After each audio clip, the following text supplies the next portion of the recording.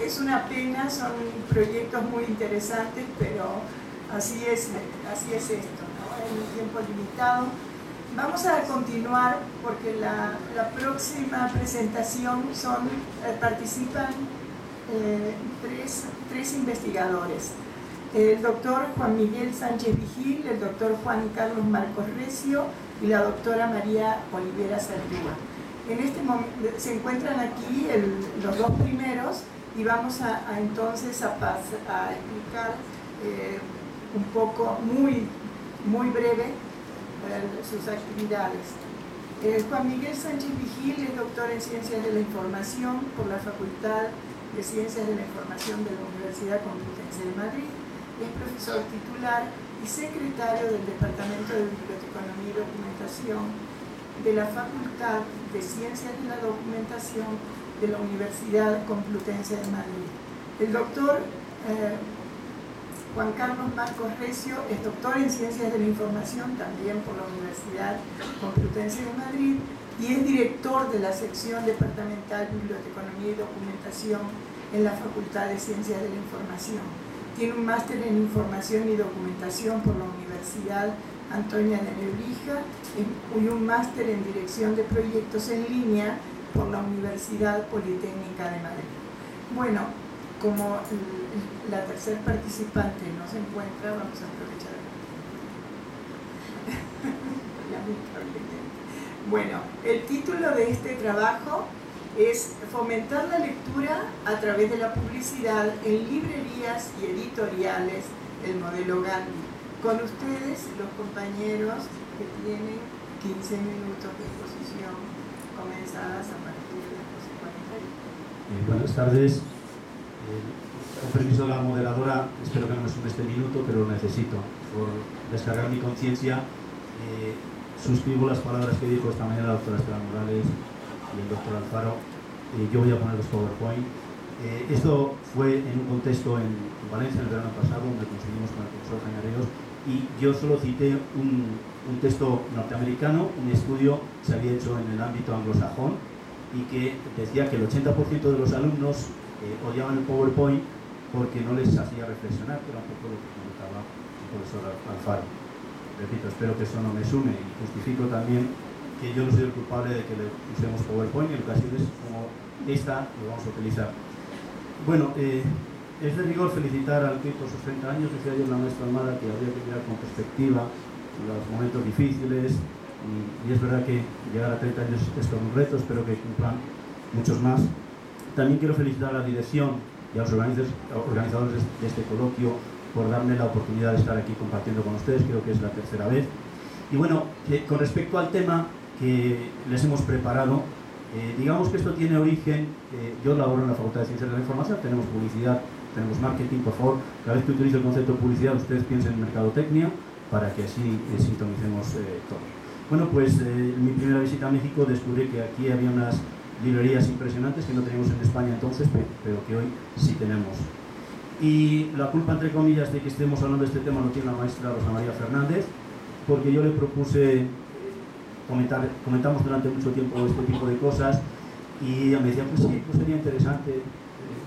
Yo no le hacía mucho caso, hasta que un día llegué, la fui a saludar y me tenía preparado una bolsotota así con espectaculares y muchas cosas de Gandhi, y ahí sí ya me dio la obligación de trabajar con estas cosas. Quiero agradecer también a Alberto Achar, que es el gerente de Mercadotecnia en Gandhi, y a la agencia de publicidad Ogilvy México, especialmente a Pepe Montalvo, que es el que nos ha facilitado todos los datos que tienen ustedes aquí. Bueno, ¿y de qué les queremos hablar fundamentalmente? Pues de la lectura, de que no todos estamos dispuestos a esforzarnos para leer. Muchas veces necesitamos de encontrar un libro que sea el culpable, el que nos anime a iniciarnos en el trabajo de la lectura, ¿no? Pero el problema es que no todos lo encuentran y algunos ni siquiera lo intentan. Vamos a hacer un esfuerzo entre todos, al menos desde la publicidad, para conseguir. De todo eso lo que me interesa realmente es que la primera propuesta que hacemos cuando llegamos a la escuela es que nos inician en el mundo de la lectura. Y la lectura para nosotros, para los que hemos preparado este trabajo, significa juntar letras para que tengan un valor, unirlas para entender, copiarlas para recordarlas, en fin, verlas para escribirlas y para que otros puedan leer luego lo antes aprendido. Y si me permiten tantito, para que se finque, hasta nuestros clásicos ya utilizaban publicidad, aunque no decían como tal. Decía Gracián en el Criticón: no hay lisonja, no hay fullería para un ingenio como un libro nuevo cada día. Y decía también ya el propio Cervantes al reflejar la desmedida afición de su héroe por la lectura de los libros de caballerías, textual: se le pasaban las noches leyendo de claro en claro y los días de turbio en turbio. Por lo tanto, ya desde hace tiempo, como vemos nuestros clásicos, de alguna manera querían que se leyera. No hay educación sin cultura, pero también sin libros no hay avances. Tenemos claro que todos los docentes, o espero que lo tengamos claro, debemos animar y fomentar la lectura, y creemos también que cuanto más leemos, más libres somos. Por lo tanto, más fácil es que una sociedad pueda progresar y más difícil que otros intenten imponer sus ideas, ¿no? Entonces, se lee para ser libre, pero también para colaborar con una sociedad mucho más justa. Bueno, nosotros hemos estudiado también un poco los indicadores en torno a lo que significa leer, y fundamentalmente creíamos o entendíamos que los libros no solo forman, educan, pero también sirven para entretener. Hay veces que hay que entrar en la lectura por el entretenimiento, como decíamos antes, escogiendo un buen libro. Distraen, abren y cierran puertas, o en palabras del gran poeta nicaragüense: el libro es fuerza, es valor, es poder, es alimento, antorcha del pensamiento y manantial del amor. De esto simplemente comentarles que la UNESCO de alguna manera fue el organismo que impulsó definitivamente la lectura, y lo hizo en las capas más necesitadas de la población. Algunos datos con respecto a la alfabetización en España: tenemos casi 1 millón de analfabetos, muchos corresponden a nacidos en los albores de la guerra civil nuestra, que no tuvieron oportunidad de estudiar. Es verdad que hemos bajado hasta 800.000, pero cuando hemos recibido inmigración ha subido de alguna forma estos datos. Perdón por la siguiente, ya sé que no se ve nada, se la resumo yo rápidamente. Es que no sabía si poner solo los datos globales o poner los de todos los estados, pero por si acaso había alguien de otro estado, pues dije no, quiero ponerlo, se la resumo. Lo que me interesa es la última columna al final, datos actuales. En México, en población de 15 y más años, en 2010 había 74 millones más o menos que leían. De ellos eran 37 millones de hombres, 40 de mujeres. El total de lectura serían 92.4 personas alfabetas, en hombres 93.7 y en mujeres 91.1. Bueno, y ¿por qué iniciamos realmente este estudio? Porque necesitábamos saber que la publicidad no solo se maneja de boca a boca como se ha hecho tradicionalmente, sino dentro de lo que son las redes sociales. Y ahí les dejo, como dicen ustedes, algunas preguntas para reflexión. ¿Es necesaria la publicidad para vender libros, discos, música, vídeos, etcétera? ¿Quién debe hacer las campañas publicitarias para vender la cultura? Si me dicen lo contrario también lo entendería. No, la cultura se vende por sí misma. Perfecto. ¿Las campañas de fomento de la lectura de los gobiernos sirven para vender más libros? En España por lo menos creo que sí. Bueno, pues de alguna forma lo que hace Gandhi, como les digo ahí, es tentar a las personas que entran en sus tiendas y para que pasen un rato, pero también para que compren. Estos son los datos objetivos que nos ha facilitado Gandhi para que se sitúen ustedes en quién compra los libros y en base a qué. Tengo que leerlo textualmente porque no me sé de memoria todos los datos. De 18 a 55 años de edad, el 54% serían hombres, el 45.20 mujeres. Hay un primer nivel socioeconómico, medio alto. El 17.10 según sus estudios son intelectuales. En esta categoría están filósofos, analistas, escritores, pensadores, líderes de opinión, etcétera, etcétera. Este tipo de lectores viene comprando 5 libros en 6 meses, cada 6 meses. Luego habría 53.30 de gente que busca otro tipo de libros, serían pasatiempos, van a ver discos, libros, y esos estarían comprando entre 4 y 6 libros. Y luego un 29.6 que serían estudiantes y profesionales que lo que buscan son libros que les mandamos en la universidad. Y ahora la parte más de marketing. Decíamos antes que de alguna manera los obligados, entre comillas, son los estados, son los educadores, pero también, ¿por qué no una empresa puede fomentar la lectura? Es decir, sabemos que el negocio suyo es vender libros, discos, etcétera, etcétera. Sí, hasta ahí lo tenemos claro. pero cuantos más libros se vendan, más opciones de lectura tendremos. Bueno, ahora la gente dirá, si ya sabemos que los compramos, que los dejamos ahí y nunca los leemos. Bueno, pues que sepan ustedes que Gandhi hace publicidad, como dice ahí, sí soy parte de una estrategia publicitaria para hacer leer a las personas. ¿Qué tipo de publicidad hace? Fundamentalmente espectaculares, separadores, postales y bolsas. Ahora veremos algunos datos. Bueno, esos serían algunos separadores. En la página web de Gandhi, en el Facebook, hay más de 200. He hecho un resumen, que los vean ustedes. Uno de ellos que me pareció realmente genial es menos face y más book, o para seguir leyendo inserte una moneda. Hago un inciso, la mayoría de los separadores, no voy a hablar de tipografía ni de cosas publicitarias meramente, contienen un mensaje y en la parte de atrás la dirección y los teléfonos de sus tiendas, excepto en ese otro que me regaló Rosa María Fernández, que lleva salida y meta, es decir, el mensaje en las dos caras. Bueno, una parte importante de las campañas publicitarias se hacen en Navidad y también en la lectura. Por lo tanto, en Gandhi se trabajan fundamentalmente unas campañas publicitarias para vender libros en Navidades. Bueno, pues ahí les pongo algunos ejemplos. Noche de paz de cualquier autor. Ojalá Santa me traiga puros libros. Pero tiene una selección, repito, mucho más amplia en Gandhi. Luego, en publicidad ha ido creando una serie de secciones que permiten... Ya, por favor, luego, si Facebook están todos.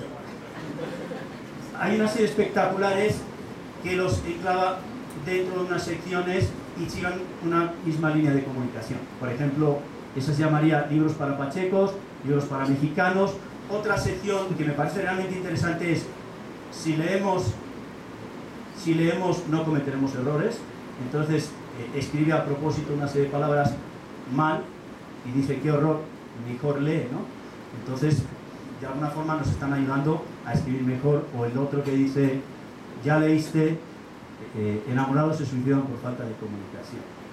Luego otra de las secciones que me parece interesante es Así es leer, y son espectaculares que utiliza gente de la calle, no son actores ni gente famoso, que aconseja cómo hacer la lectura. Y luego cada vez que abre una tienda nueva utiliza, ahora en Monterrey, ahora en la ciudad que abre, o también cuando abrió en Jalisco, tenía un espectacular que decía Jalisco también lee. En resumen, datos actuales, porque hablé hace un mes con ellos. Tiene 25.000 tiendas y entran unas 350.000 personas al mes. Tienen en lo que es marketing viral YouTube, tiene como 500.000 visitas. Fabrica al año 3 millones de bolsas con mensajes muy interesantes, no me voy, me llevan, y otros que lo tienen allí. Unos 800.000 separadores. Ha creado del año pasado una página para clientes preferentes que tiene ya más de 65.000 socios, y todo ello lo hace con muy poca inversión. Ha creado dos formas de comunicación muy importantes. Uno se llama Medio Más Cultura, que es un canal de información que ustedes pueden suscribir en su correo, y otro que se llama Eventos Culturales, que cada mes todos los actos que se hacen en Gandhi, usted lo puede recibir en el correo, quién da las conferencias, a qué hora, en qué tienda, etcétera, etcétera. Eso mismo hace la Biblioteca Nacional de España. Entonces estamos uniendo que también las empresas lo hacen, pero las bibliotecas lo hacen. Yo lo recibo al correo todos los meses también, ese tipo de cosas. ¿Qué más cosas hace? Concursos espectaculares para fomentar la lectura. Ha hecho acciones de guerrilla, ahora ven los ejemplos en el Metro de México. Hizo, creo que el año pasado, hace 2 años, una campaña muy bonita en el bosque de Chapultepec. Colocó unas letras allí, y entonces, en función de cómo te colocaras, así tú veías. Pero el mensaje final venía a decir: leer cambia tu perspectiva, sigue leyendo, y por supuesto compra en librerías ya. Y luego hice un pequeño microsite que se llama El Principito 2.0, que consistía en leer capítulos de El Principito. Los ejemplos serían estos, más o menos. Esta es la campaña que hizo en el metro, los que se acuerdan. Y luego, un aspecto que me parece importante es implicar a la gente en que lean. Entonces hice una campaña, daban 2.000 pesos, y bueno, ahí tiene algunos de los resultados. Les leo alguno por si no se ve. Cómo le dice un mexicano a su hijo que lea: híjole, no sé si lo pronuncia bien, o subliminal. También hay otro que diría Bruce Lee, o Bruce también Lee. Conclusiones. y ya acabo. Publicidad en librerías y editoriales se hace para incrementar las ventas, Gandhi lo hace, pero también para que se lea más, aunque no sea su objetivo principal. Estados, universidades, colegios son responsables de la lectura, pero algunas empresas también tienen un compromiso con eso. Y Gandhi usa las redes sociales para publicitar, comercializar los libros y tener una interacción con los clientes y, en consecuencia, resultados de interés. Y quería decirles también que el marketing y la publicidad son dos canales para apostar por la comercialización, pero también por el fomento de la lectura. Y ahora le paso la palabra a mi compañero, porque este proyecto nada más está iniciando y en Madrid vamos a completarlo con otras librerías. Bueno, pues tengo un minuto, muchas gracias. Primero, decir qué buen trabajo hemos hecho, visto desde aquí. Y después qué bien lo has expuesto. Estupendamente. Solo decirles que este trabajo, también que Gandhi no nos ha pagado ni un duro. Entonces, de momento. Este trabajo se completa con el estudio de 2 o 3 librerías más, una, la cadena de librerías FENAC, francesa, con la Casa del Libro de Madrid, que es otra de las grandes cadenas, y también con el trabajo de investigación en 8 editoriales, 8 potentes editoriales que son grupos internacionales, Random House Mondadori, Planeta, RBA, que es una de las grandes empresas editoriales, y varias más. Ahora mismo estamos en el proceso en el que hemos enviado el cuestionario a todas las editoriales y ya el tipo de respuesta que han visto ustedes aquí lo están emitiendo desde, por ejemplo, Planeta, con unas valoraciones importantísimas, porque al final lo que nos hemos dado cuenta es que efectivamente todas estas librerías y editoriales que comercializan el libro realmente sí que invierten muchísimo tiempo y muchísimo dinero en hacer que todos leamos. Nada más, muchas gracias. Mario, muchísimas gracias.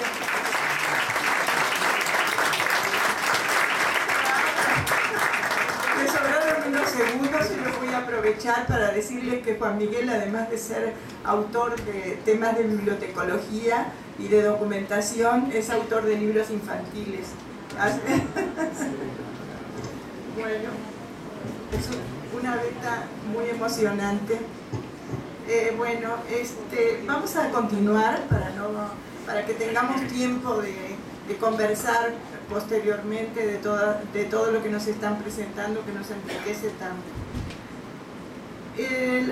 El doctor Juan Antonio Gómez García es doctor en Derecho por la Universidad Nacional de Educación a Distancia, UNED, de Madrid.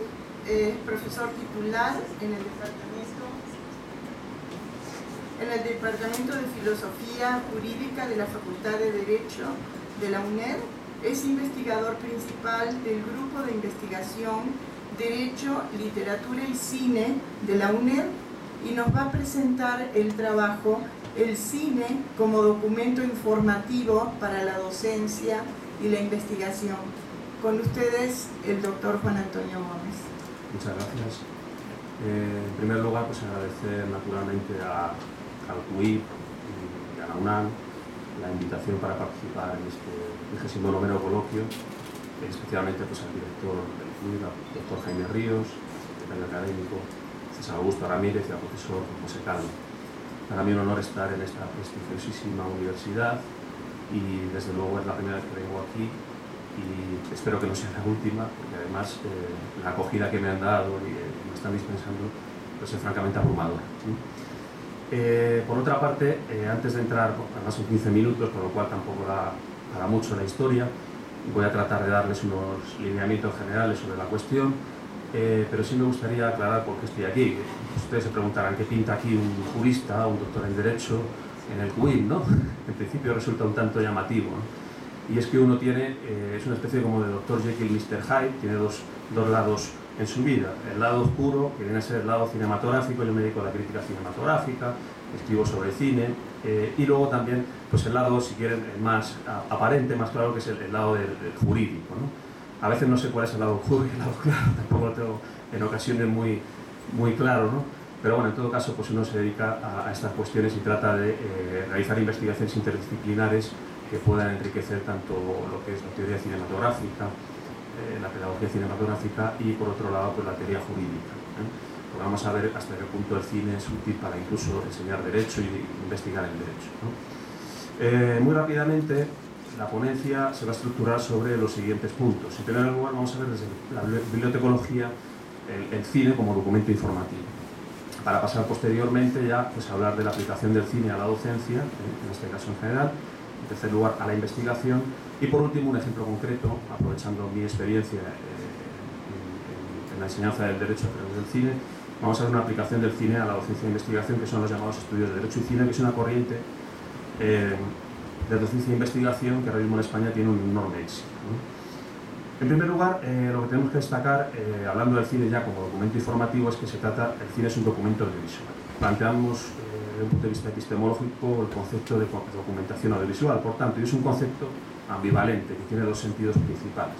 Por un lado, se puede entender por documento audiovisual, o documentación audiovisual, en este caso, el conjunto de recursos o fuentes de información en general que vienen dadas en soporte audiovisual y que participa de las mismas características generales de los conceptos de información, fuente de información, y se integra a su vez en el mismo proceso informativo documental que viene aquí expresado. El emisor, el autor del documento audiovisual, el canal o medio de transmisión, que en este caso sería el soporte audiovisual, el mensaje, que es el contenido del documento audiovisual, y por último el receptor o usuario del mensaje contenido de ese documento audiovisual. Sería el primer sentido, entiendo yo, de documentación audiovisual.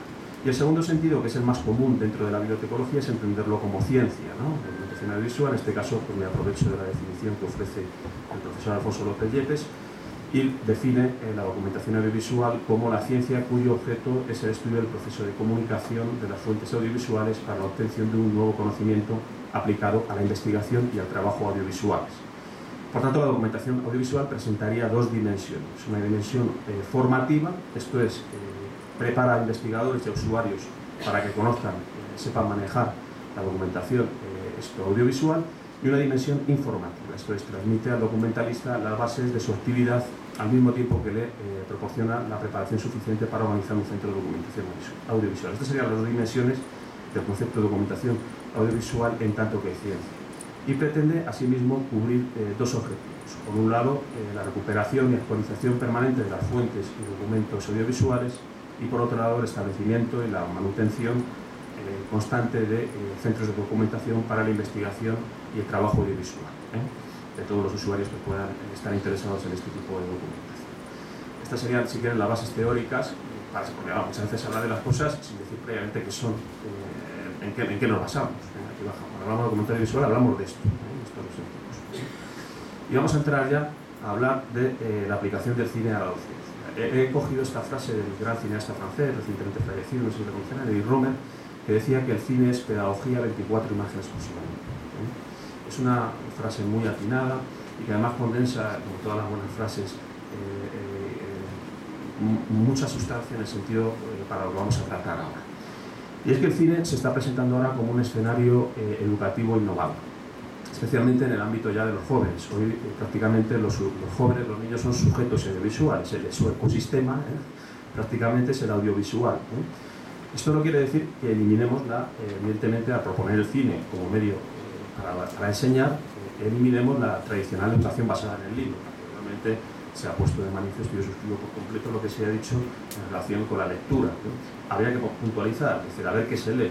Una cosa es leer en general y otra cosa es leer buenos libros o malos libros. Leer malos libros no tiene por qué ser bueno en muchas ocasiones. Pero bueno, en todo caso, la actitud hacia leer, siempre hacer lectura es positiva, ¿no? Y en este caso, la documentación audiovisual se propone como complemento a la tradicional educación literaria, libresca. Todo ello buscando una formación integral de la persona, una formación que complemente tanto, en este caso, la formación o la docencia a través del libro y la formación a través del audiovisual, ¿no? Esto sería, si quieren, el marco general que justifica la aplicación del cine a la docencia. ¿Qué virtudes educacionales presenta el cine? Aquí he escogido una frase del escritor Umberto Eco, semiólogo, que dice que la civilización democrática se salvará únicamente si hace del lenguaje de la imagen una provocación a la reflexión crítica y no una invitación a la hipnosis. Se trata, en definitiva, de que los sujetos audiovisuales vean el documento audiovisual con sentido crítico. Y vamos a ver por qué se puede decir eso. Porque el cine tiene virtudes, presenta virtudes para educar en ese aspecto. Y vamos a tratar de enumerar aquí unas cuantas. En primer lugar, el cine posee una enorme y una directa fuerza comunicativa. El cine es un medio atractivo, divertido en ocasiones, fascinante para atraer la atención de sus receptores. ¿Por qué? Pues porque el cine ha hablado de todo lo que se puede hablar sobre el hombre. Existen películas que hablan prácticamente de todos los temas que atañen al ser humano, que tengan una fuerza, las películas son una fuerza comunicativa muy directa, porque además entra de manera muy directa al intelecto del sujeto receptor. Por ahí está la primera virtud educacional del cine. Una segunda virtud sería la compleja capacidad comunicativa del cine. El cine es un medio de comunicación extraordinariamente complejo porque, sobre todo el cine sonoro, conjuga tanto imagen y sonido. Y entonces ahí se apela a prácticamente todas las cualidades humanas relativas a su sensibilidad, a su carácter perceptivo, a su carácter emotivo y a su racionalidad. La complejidad comunicativa del cine precisamente se proyecta en el sujeto que ve las películas en todos estos aspectos de su personalidad o de su psicología. De tal manera que el cine es un medio especialmente indicado para provocar cambios, emociones y llegar de una forma clara y diáfana a todos los espectadores. Otra virtud educacional del cine, que ya les he adelantado anteriormente, es su gran diversidad temática y de contenidos. El cine ha tratado prácticamente sobre todos los conflictos humanos, sobre todas las pasiones, todos los sentimientos humanos, y en muchas ocasiones con una especial intensidad. De ahí que un teórico del cine, Jean Mitry, francés, haya dicho que el cine puede llegar incluso a transformar al espectador, ¿no? Una buena película, una película que le llega a una persona, puede incluso ejercer un esfuerzo transformador en esa persona. Eso desde el punto de vista docente, educativo, desde luego resulta verdaderamente interesante. Y finalmente la otra virtud educacional sería, y que está ligada con esto, el gran poder del cine en lo que los psicopedagogos denominan como proceso de identificación-transferencia. La capacidad del cine para esto precisamente se basa en su gran poder para provocar verosimilitud. A pesar de que el cine es en general muy artificioso, las películas poseen un gran poder para hacernos creer que aquello que estamos viendo es verdad, es verosímil. Eso es algo que hay un libro muy interesante del gran cineasta ruso Andrei Tarkovsky, donde dice esto. Esto facilita la identificación del espectador con los comportamientos que allí se les presentan e incluso en muchos casos los asume, los transfiere. Mucha gente ha empezado a fumar en su vida porque ha visto a Humphrey Bogart fumar en Casablanca. Sí, claro. Es un ejemplo de esta transferencia, ¿no? de esta capacidad que tiene el cine. Bien, estas son las virtudes educacionales del cine. Como ámbito educativo, ¿cómo plantea esto? Hemos dicho antes que el cine es un ámbito para una educación integral de la persona. ¿Cómo se realiza esto? Del lado del educando, de la persona que estamos educando, es necesaria una capacitación audiovisual mínima, es decir, debe de recibir una formación mínima para el cine sobre el cine, de tal modo que ha de ser un buen espectador, que pueda tener una mínima capacidad para la inteligibilidad y la comprensión de los mensajes audiovisuales. Por parte del educador, evidentemente cuando se apela al cine como instrumento para la educación, debe formar a los educandos con el cine y a través del cine. Precisamente, como decíamos antes, por la enorme presencia del cine en la vida humana actual. ¿Y cuáles son los aspectos formativos del cine? Fundamentalmente dos. Es un gran medio de formación en valores, porque presenta con gran eficacia tanto valores como contravalores, además en el contexto de una cosmovisión determinada, que es la cosmovisión del argumento y del director de la película, y además los conflictos se proyectan en la pantalla y se resuelven de una determinada manera. Eso facilita mucho el análisis crítico de la persona que se enfrenta a la película. Paradigmático en esto es el uso del cine como estudio de casos, porque el derecho además es especialmente interesante para ver casos jurídicos.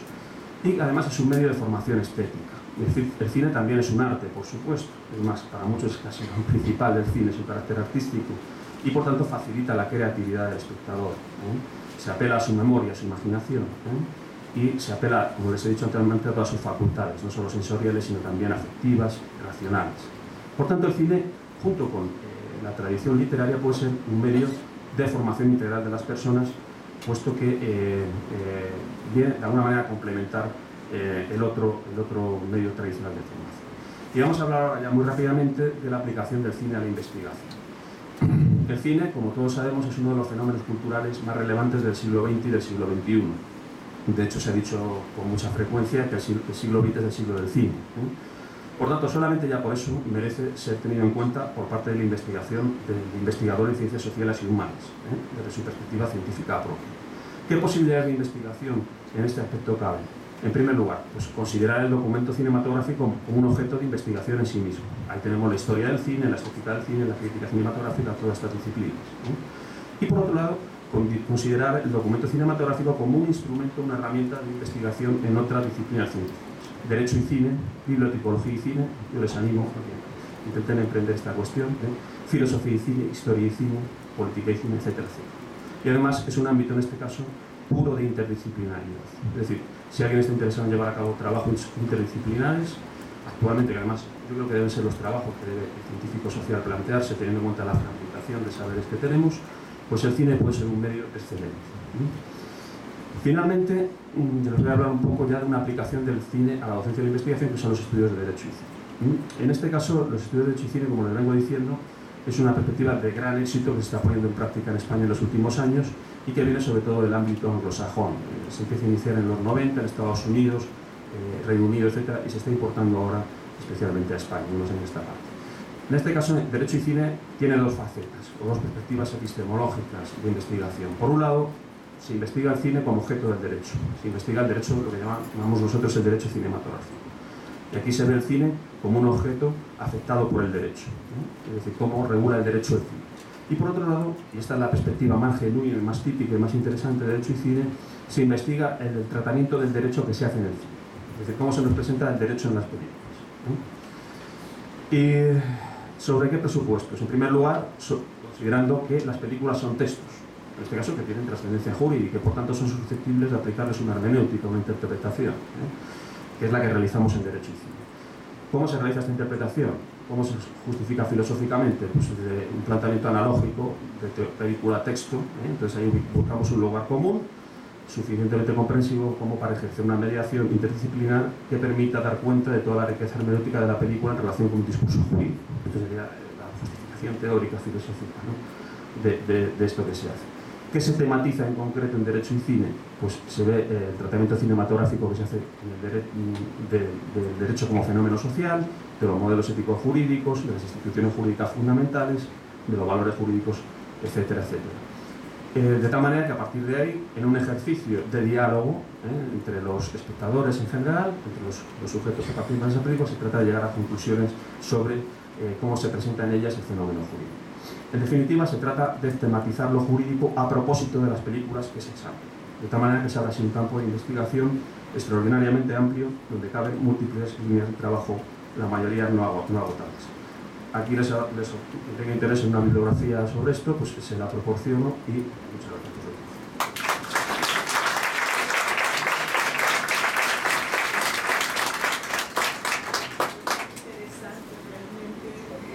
Este trabajo, y aquí en México también se está retomando mucho el cine dentro del ámbito de la bibliotecología, tanto a nivel licenciatura como posgrado, porque es una manera de dialogar con los jóvenes, ¿no? Bueno, nos han hecho 4 presentaciones muy interesantes. Lamentablemente todos estuvieron corriendo terriblemente para poder presentar sus trabajos. Supongo que ustedes tendrán muchas dudas acerca de todo lo que han presentado, y también va a ser una oportunidad para que ellos se explayen en algún punto del tema un poquitito más. Así que están sometidos ahora a los intereses de ustedes. Aprovéchenlos. Y tenemos unos minutos. ¿Qué pasó? ¿No hay pregunta? Entonces les damos el tiempo a los ponentes. ¿Estamos de acuerdo? Bueno, empezamos con Rosa Elba.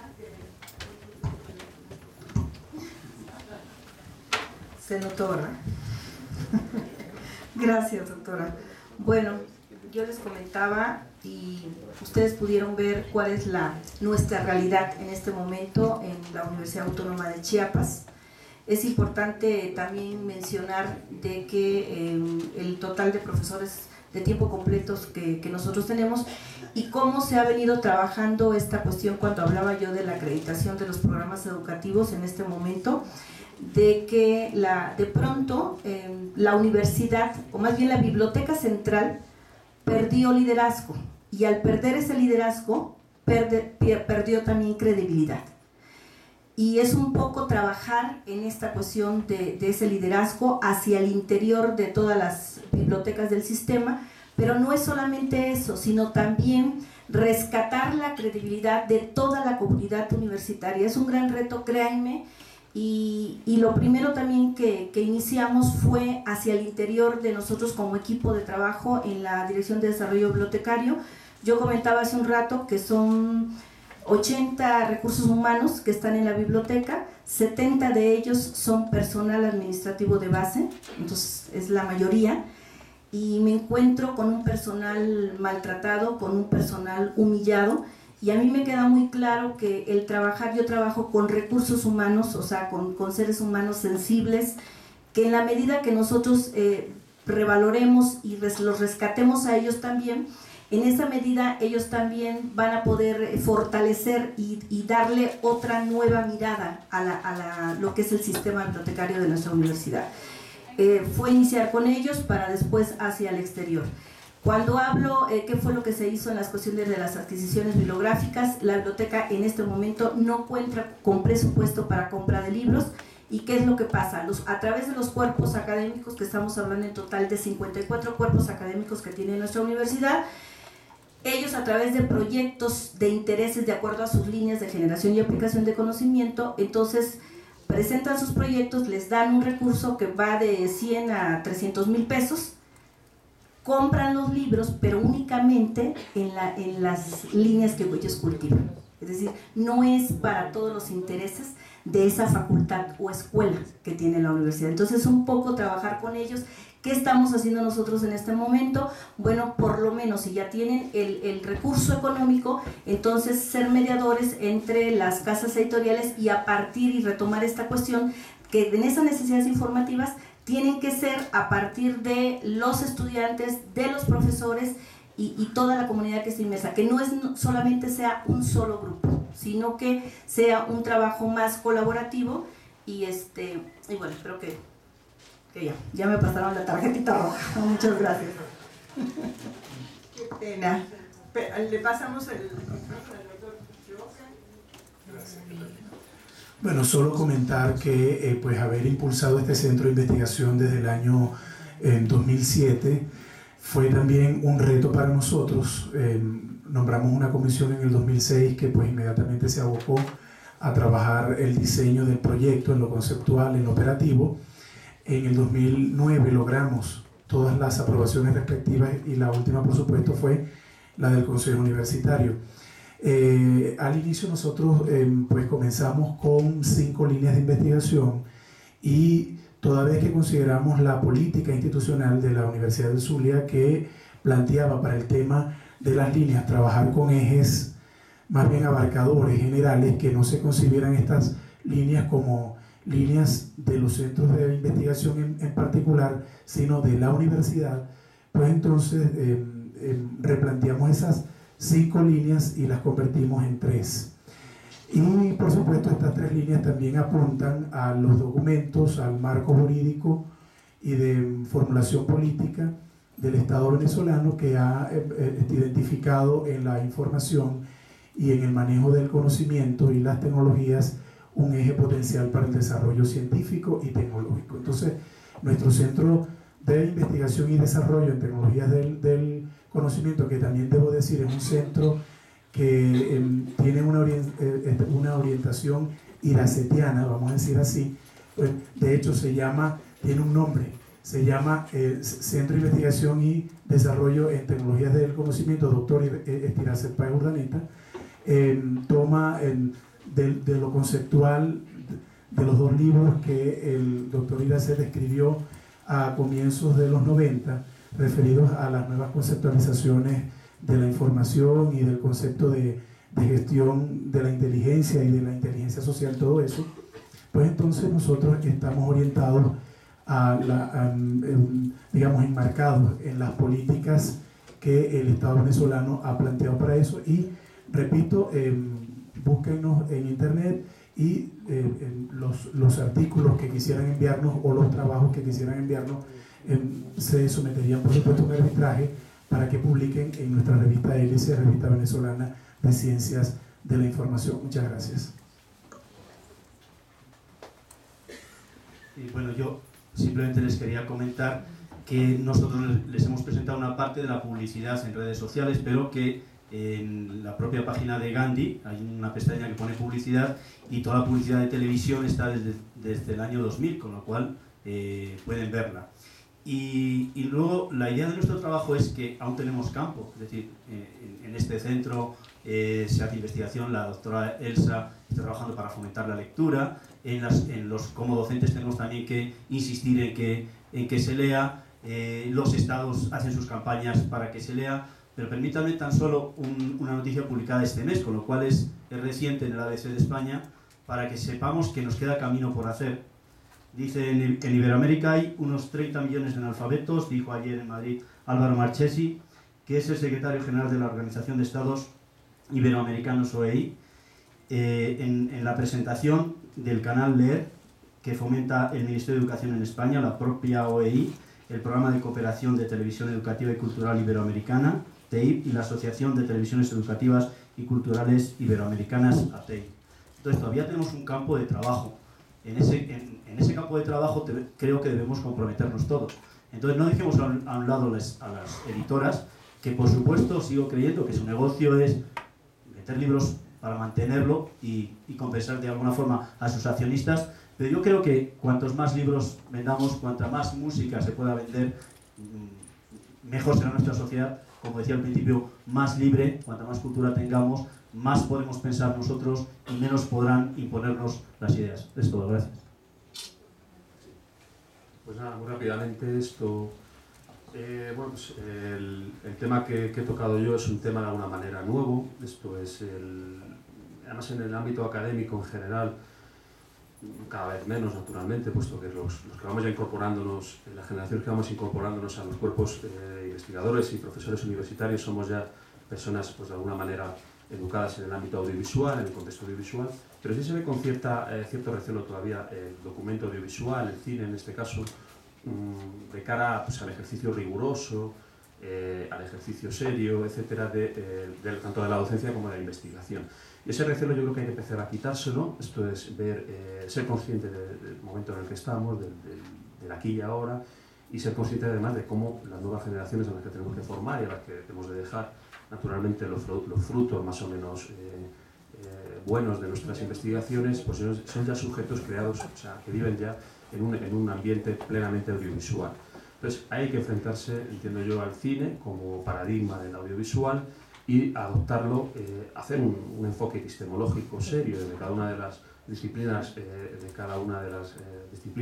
este caso de cada uno de los investigadores en ciencias humanas y sociales, que es donde sobre todo tiene aplicación el cine, y a partir de ahí pues, tratar de encarar la cuestión y tratar de buscar aplicaciones del cine a nuestra labor docente y por supuesto ver en el cine un posible elemento para nuestras investigaciones. Simplemente animarles a ello, pues en derecho lo estamos realizando desde hace ciertos años y los resultados son bastante satisfactorios.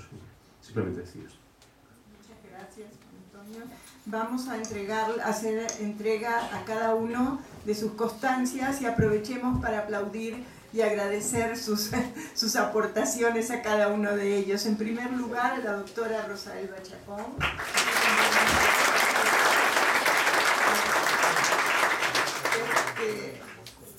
Tenemos la constancia del doctor Johan Pirela. Muchísimas gracias. Juan Miguel, por favor.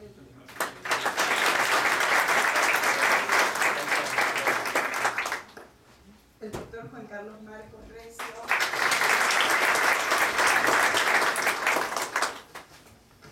El doctor Juan Antonio, por favor.